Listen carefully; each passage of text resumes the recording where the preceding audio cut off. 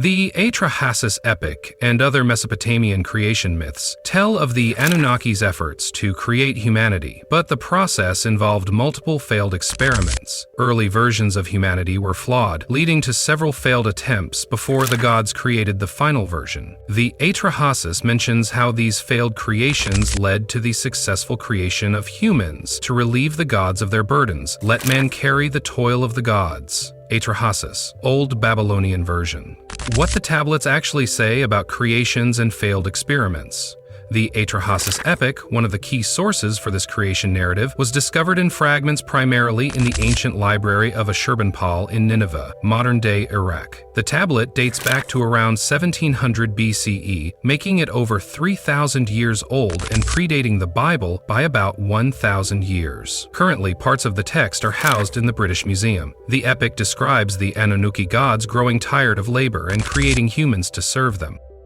One quote from the epic, as translated by Wilfrid Lambert and Alan Millard, shows the frustration of the gods with their labor burdens. When the gods, instead of man, did the work, bore the loads, the gods' load was too great, the work too hard, the trouble too much. Atrahasis, Old Babylonian version. Enki and Ninhursag, after a series of failed attempts, eventually succeed in creating humans. Earlier creatures were often flawed in their design, and some scholars interpret this as an indication of experimentation. For example, some humans were created from clay and the blood of a sacrificed god, but earlier versions might have lacked essential traits, such as cognitive ability, reproductive capability, or physical strength, as inferred from the narrative gaps. The text doesn't specify these failures in great detail, but it does suggest a trial and error process in the development of the final human form. In the Atra-Hasis and other Sumerian texts, the gods Enki and Ninhursag were tasked with relieving the Anunnaki from hard labor by creating a new species capable of work. Early attempts to create humans resulted in various failures. Less physically capable hominids, some of the first beings created by the Anunnaki, could be compared to early hominid species like Australopithecus or Homo habilis. These beings lacked the physical strength or dexterity required for the labor the gods needed. They might have been seen as too weak or incapable of sustaining the rigorous tasks demanded by the gods. Less cognitively developed hominids. Another failure involved beings who were not intelligent enough to follow instructions. Species like Homo erectus or Neanderthals, while advanced, might have been considered less cognitively capable compared to modern humans. These hominids may have lacked the communicative or strategic thinking skills that would be required for the complex tasks expected by the Anunnaki. Genetic incompatibility.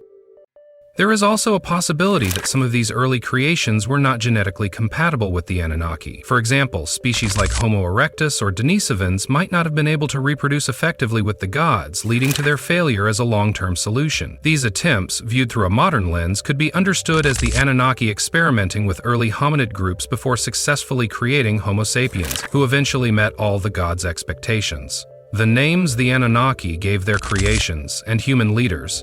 The Anunnaki gave different names to their creations and the leaders they appointed. The first humans created to serve the gods were referred to as Lulu or Lulu Amelu, a term meaning the mixed one, which signified their status as a hybrid of divine and earthly material. This label highlighted humanity's dual nature, combining earthly clay and divine blood. These humans were meant to work as servants or laborers for the gods, relieving the burden of hard labor from the Anunnaki.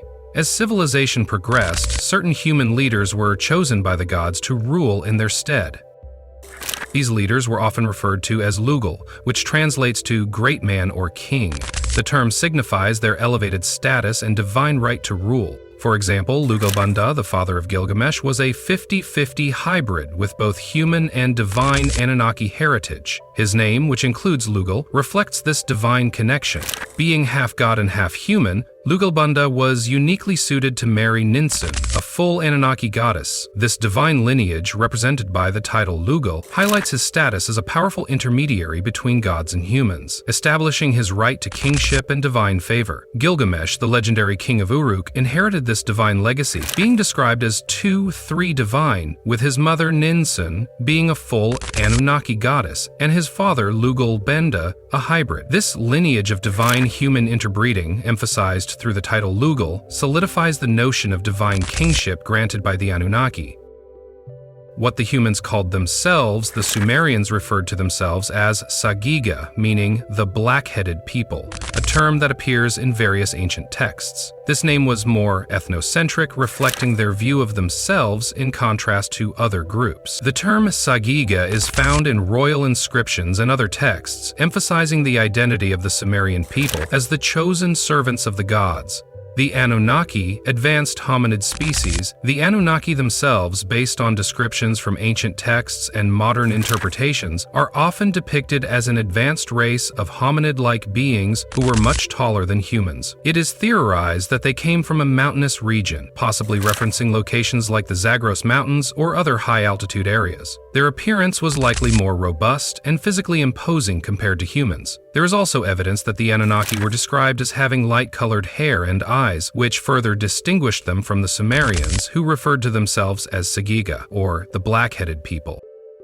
The contrast in physical features between the divine Anunnaki and their human subjects may have contributed to their perceived superiority and godlike status. This portrayal of the Anunnaki as taller, more advanced hominids with striking physical traits could reflect ancient people's observations of distinct human-like beings who exhibited unique characteristics. Their connection to mountainous regions suggests that they might have come from elevated, remote areas, which gave them an otherworldly mystique in the eyes of ancient humans. The Watchers and the Daughters of Men. The Bible also includes a similar narrative in Genesis 6:1-4, where the sons of God, often identified as Nephilim or Watchers, came to earth and took human women as their wives. When human beings began to increase in number on the earth and daughters were born to them, the sons of God saw that the daughters of humans were beautiful, and they married any of them they chose. The Nephilim were on the earth in those days and also afterward, when the sons of God went to the daughters of humans and had children by them. Genesis 6:1-4. This biblical story may be a later version of the ancient Sumerian accounts of the Anunnaki.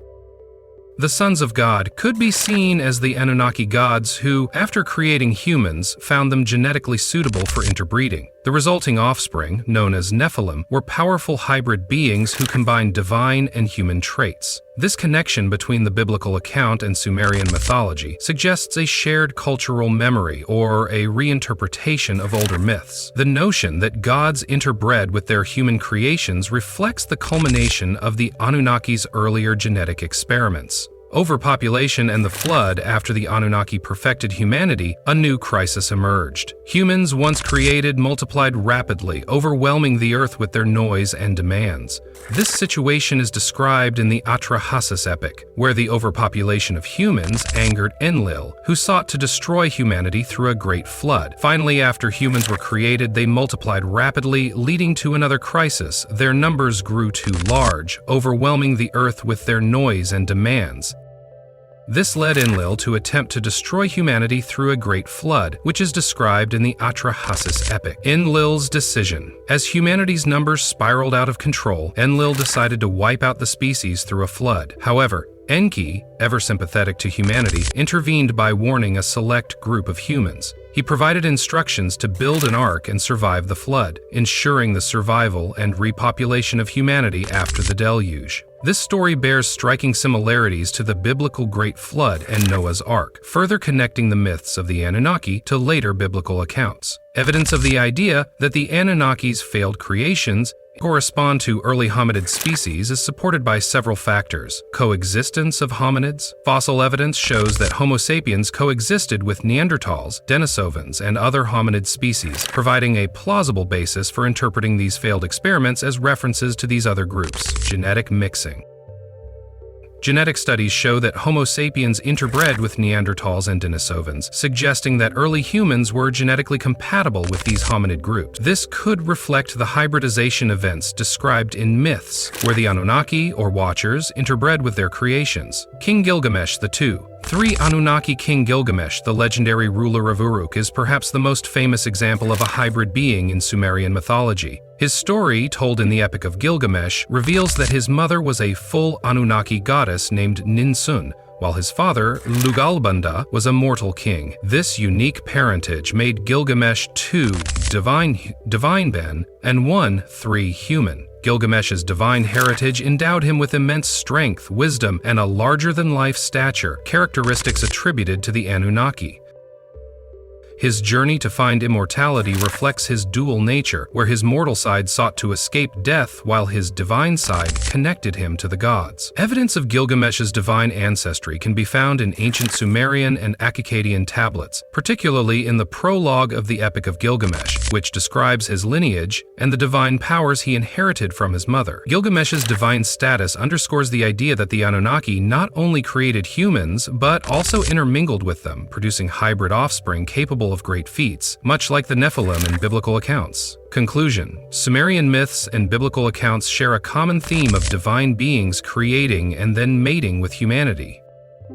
The failed experiments in the Atra-Hasis Epic may refer to earlier hominid species who were physically or cognitively unsuitable for the gods' purposes. Once humans were perfected, they became genetically compatible enough for the Anunnaki to interbreed with.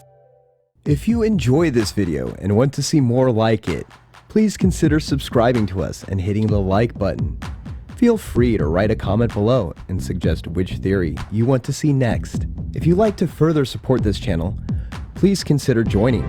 Our membership link will be found in the description box below. We appreciate your support, and as always, thanks for watching.